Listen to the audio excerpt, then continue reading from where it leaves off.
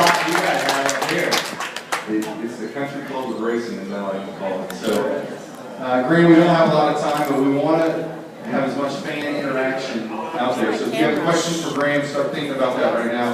What I want to ask you first is, first of all, Texas is a unique track, and it might appear to be an easy track for you guys to come to and race at, but I think you're going to tell me a totally different answer. So talk a little bit about what it's like to race at Texas Motor Speedway and in IndyCar, and some of the struggles you might have. Well, I mean, this place used to be pretty easy for us. I think the grip of the track was higher. Certainly the tire grip was significantly higher. And of course the downforce levels. I think the old IndyCar, we used to develop a lot of downforce around here. And in recent times, after we lost our friend Dan Weldon 2 years ago in Las Vegas, we all said, look, we have to take a step back. We cannot race the same way anymore. There was a lot of discussion about the fencing and the way the fences are built. And the fence here is built the same way that it is in Vegas, which is the pole is exposed before the fence. And Dan hit his head on one of the poles, which is ultimately killed him. So we thought we have to make some changes here. So Firestone developed some tires that didn't have the amount of grip, so the cars would slide around a lot more. IndyCar took away several hundred pounds of downforce. So again, the cars were sliding around like crazy. And this year, and so the race last year was that way, and I think it was a great race. And this year we've gone even further, which has made it, I must tell you, so far today, it has been very difficult. Which is exactly what everybody wants to see, but we'll see how it is tonight. Earlier today when we ran, it was 12:30, it was hotter than heck, as all of you guys know, and now it's going to cool off a little bit, and so hopefully the track will gain a little more grip. I gotta ask you, you were so close last year. You were literally like 2 miles away from winning Firestone550 last year, and just the slightest, whatever you want to call it, brushed the wall, came in second place. Talk a little bit about that. Take us through that. Just talk about what it's like the last 10 to 15 laps of your body, the car. I mean, there's several factors. Well, yeah. It was an interesting race for me. I started right up the front. I took off at the start with my teammate Scott Dixon. We lapped everybody. It went yellow, and once the NASCAR truck rubber kind of came off, because remember, they'll race tonight. So then when we race tomorrow afternoon, their rubber will still be on the track, and it's pretty different for us from the Goodyear to what we run and the Firestone and stuff. So it makes it pretty tricky.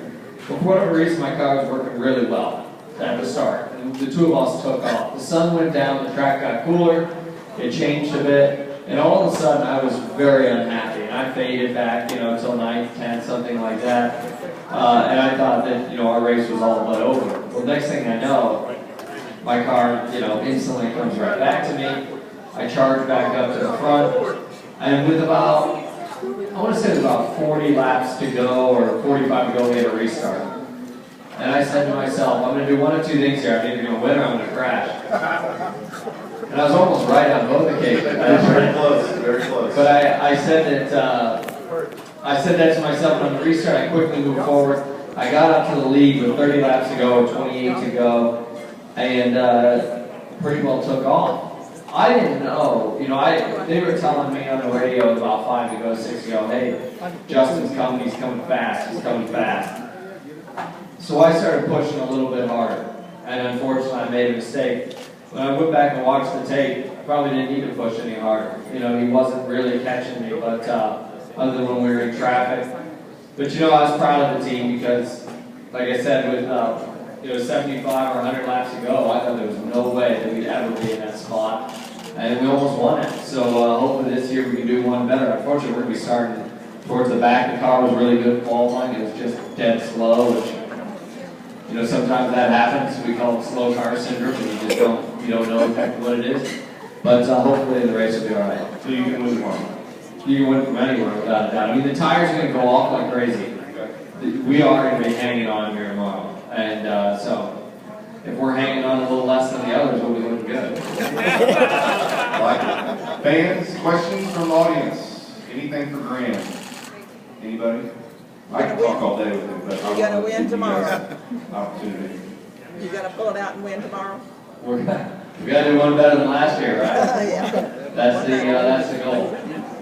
I've had good runs here in the past, and I've had bad ones, but I hope that one will be a highlight.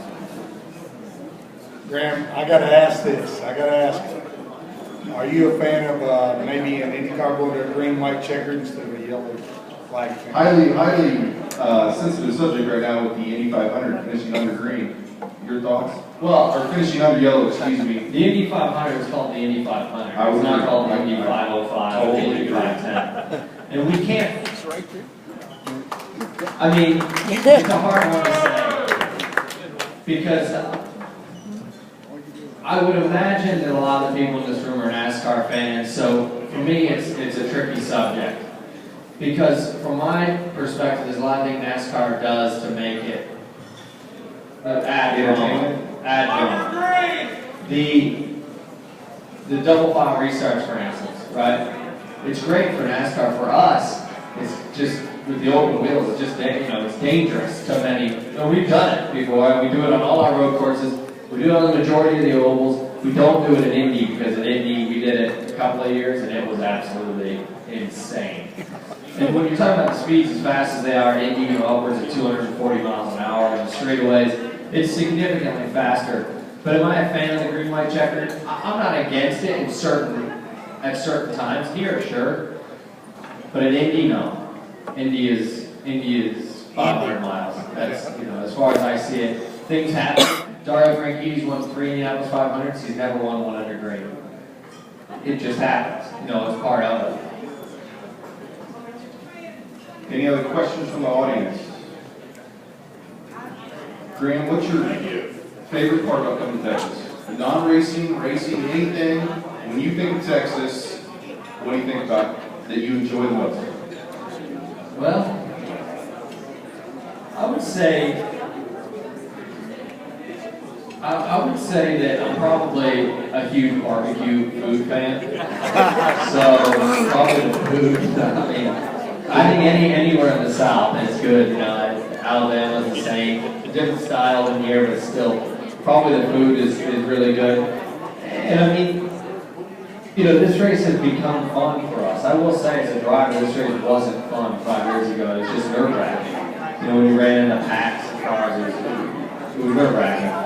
But it's pretty enjoyable now to come here. It's a great place. I think Eddie does a great job, and the facility here. I don't know too many other tracks that have this. So pretty nice. I think we have a question over there.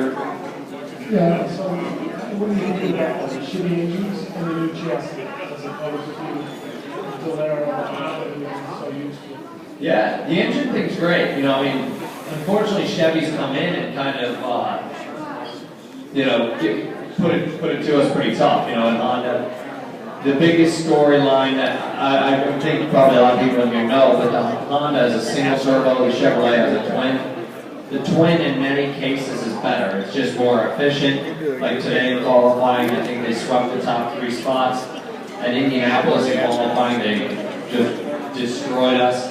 But that's part of it. I think the new race car is pretty good.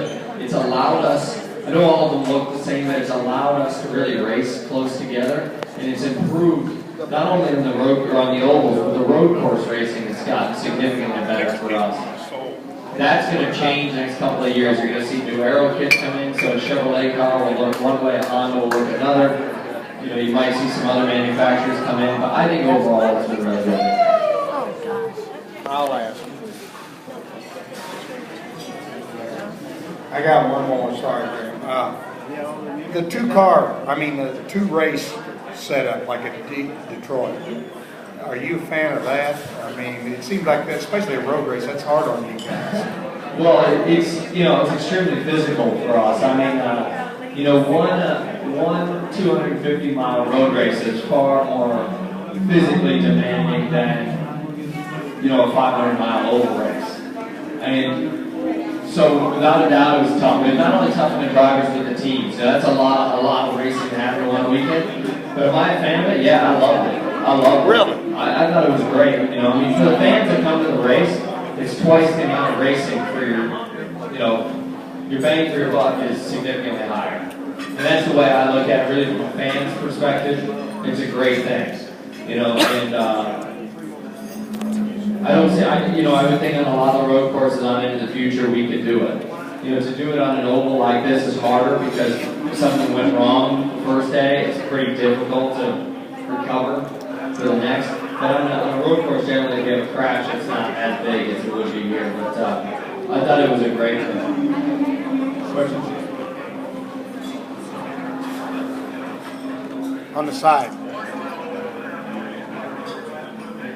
Yes. You're from New Albany? Yeah. When you started racing, my wife wants to know if you're a Buckeye. I am a Buckeye. Yeah. Woo-hoo. Yeah. You're a Wolverine?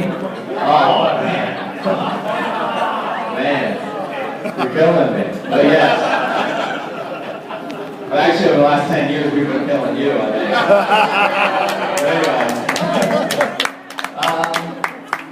Yeah, I'm from Columbus, Ohio, and I grew up racing right there in go-karts when I was 10, and kind of just came up through the ranks there. There was a couple little go-kart tracks in and around, you know, Michigan, Ohio, Indiana. There was, and then the OVKA, as they call it, the Ohio Valley Karting Association, there was, you know, several races that kind of went throughout the states. But, and then, you know, quickly I progressed and started to do more,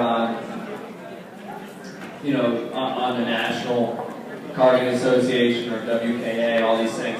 So we used to race in California and go-kart all over the place. But yeah, I mean, I lived in Columbus all my life until 2 years ago I moved to Indy because it's, you know, for us Indy is much like Charlotte is for NASCAR. Everybody's based there. It's just quite frankly it's easier. Another question? Graham, this year we witnessed probably the most competitive race in Indy in its history. How do you feel the aero packages for next year will impact racing? Well, that's a good point. I think, quite frankly, this year so far, it's probably been the most competitive form of racing anywhere worldwide. I mean, we've got a lot of different winners. There's been a lot of different podium finishers. The points are still like all over the place. You know, Will Power, who basically everybody thinks dominates the sport. I think he's 20th in points, or maybe even worse than that. So it's, you know, it's pretty crazy right now in the sport. How will the aero kits affect that? I mean, I do think that it will take away. It should spread the competition out a little bit.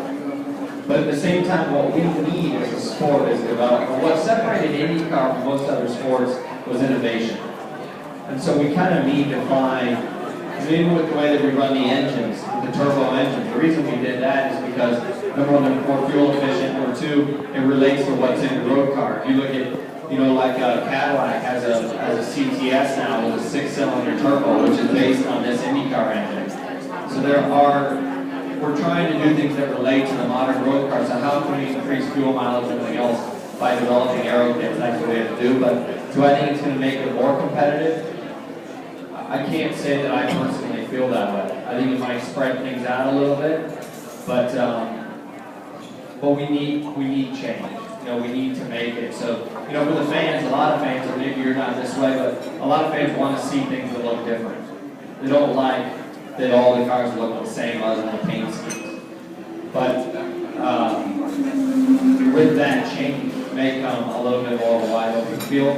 However, it may come with more cars, more money in the sport, hopefully, more you know, the sponsors and the manufacturers promoting the sport more. So it all is good, you know, it's just kind of how the puzzle pieces fall together.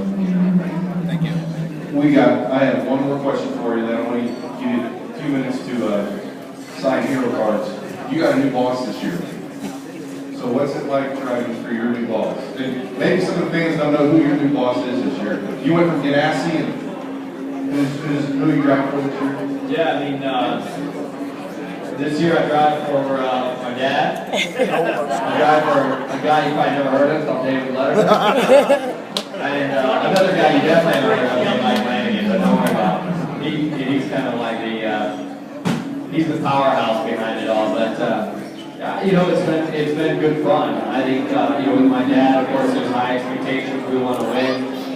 Dave is the same. I mean, Dave's passion is IndyCar racing. He's from Indianapolis. And he's been with us quite a lot this year, but I've enjoyed it. It's been a good switch for me. You know, life at Ganassi was fun at times, but there were a lot of times there wasn't so much. And at the end of the day, when you're doing a sport that's as competitive, some of the dangers as high as it is, you need to be enjoying yourself. And you need to in anything you do in life. But it's been nice for me. And you know, there's a lot of perks with my sponsors. There's a lot, you know, with Dad and I together, and of course Dave on top of that. There's a lot of media interest in that, so it's all in all, it's a good thing. Graham, thank you. Everyone give Graham the applause.